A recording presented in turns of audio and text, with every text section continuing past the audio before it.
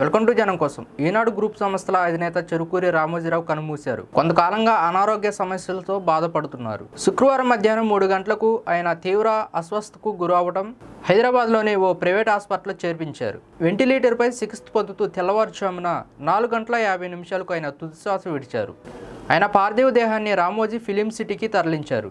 రామోజీరావు కృష్ణా జిల్లా పెద్దపరుపూడిలో 1996 నవంబర్ 16న ఓ రైతు కుటుంబంలో జన్మించారు. బీఎస్సీ చేసి ఓ యాడ్ ఏజెన్సీలో చేరారు. 1961లో రమాదేవిని వివాహం ఆడారు. 1962లో మార్గదర్శిని అనే బిజినెస్ ప్రారంభించారు. ఆయనది అదే తొలి బిజినెస్. ఆ తర్వాత ఆయన అనేక వ్యాపారాలు మొదలుపెట్టారు. 1974లో ఈనాడును స్థాపించారు. ఫిలిం సిటీతో గిన్నిస్ బుక్ రికార్డులోకి ఎక్కారు. అనేక సినిమాలు నిర్మించారు. 2016లో భారత ప్రభుత్వం పద్మభూషణ్తో సత్కరించింది. నిన్ను చూడాలని చిత్రంతో నన్ను తెలుగు పరిశ్రమానికి పరిచయం చేసినప్పటి జ్ఞాపకాలు మరవలేవని, ఆ మహనీయుడి ఆత్మకు శాంతి చేకూరాలంటూ వారి కుటుంబ సభ్యులకు ప్రగాఢ సానుభూతిని తెలియజేస్తున్నానంటూ జూనియర్ ఎన్టీఆర్ ట్వీట్ చేశారు. రామోజీ మరణంపై మాజీ సీఎం జగన్ ట్వీట్ చేశారు. తెలుగు పత్రికా రంగానికి దశాబ్దాలుగా ఆయన ఎనలేని సేవలు అందించారని కొనియాడారు. ఆయన ఆత్మకు శాంతి చేకూరాలని భగవంతుని ప్రార్థిస్తున్నాను. రామోజీరావు గారి కుటుంబానికి నా ప్రగాఢ సానుభూతి తెలియజేస్తున్నానని మాజీ సీఎం జగన్ తెలిపారు. ఎన్డీఏ ఎంపీల సమావేశంలో జనసేన అధినేత పవన్ కళ్యాణ్పై నరేంద్ర మోడీ ప్రశంసలు కురిపించారు. ప్రత్యేకంగా పవన్ కళ్యాణ్కు నరేంద్ర మోడీ అభినందనలు తెలిపారు. ఇక్కడ కూర్చున్న అతను పవన్ కాదు, అతను ఒక తుఫాన్ అంటూ కూడా అందరిలో పవన్ కళ్యాణ్ని నరేంద్ర మోడీ ప్రశంసలు కురిపించారు. ఈ ఎన్నికల్లో ఏపీలో జనసేనకు పెద్ద ఎత్తున కూడా భారీ మెజార్టీ ఇచ్చారని నరేంద్ర మోడీ అన్నారు. చంద్రబాబుతో కలిసి చరిత్రాత్మక విజయాన్ని సాధించారని జనసేన అధినేత పవన్ కళ్యాణ్ను నరేంద్ర మోడీ ప్రశంసలు కురిపించారు. ఎన్డీఏ ఎంపీల సమావేశంలో మీరు ఉన్నంతకాలం ఈ దేశం ఎవరికీ తలవంచదని జనసేన అధినేత పవన్ కళ్యాణ్ నరేంద్ర మోడీని ప్రశంసలు కురిపించారు.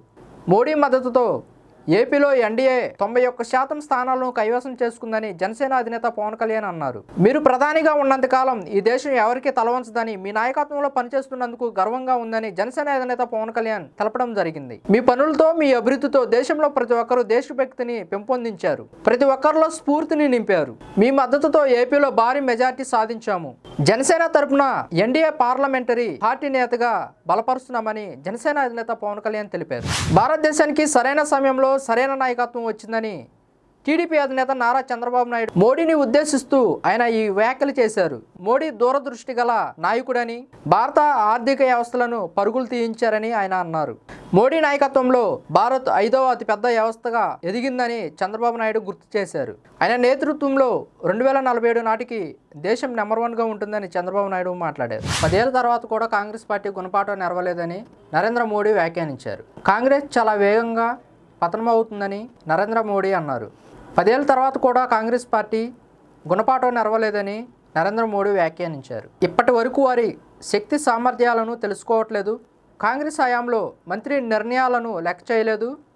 దేశ ప్రజల మనోభావాలకు అనుగుణంగా ఎన్డీఏ పనిచేస్తుంది. అవినీతి రహిత పాలన అంటే ఏంటో చూపిస్తుంది.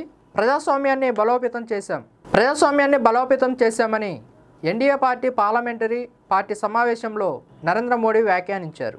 మా ఛానల్ని మీరు ఇంకా సబ్స్క్రైబ్ చేసుకోలేదా? ఇలాంటి మోర్ వీడియోస్ కోసం మా ఛానల్ని సబ్స్క్రైబ్ చేయండి, లైక్ చేయండి, షేర్ చేయండి, కామెంట్ రూపంలో మీ అభిప్రాయాన్ని తెలియపరచండి.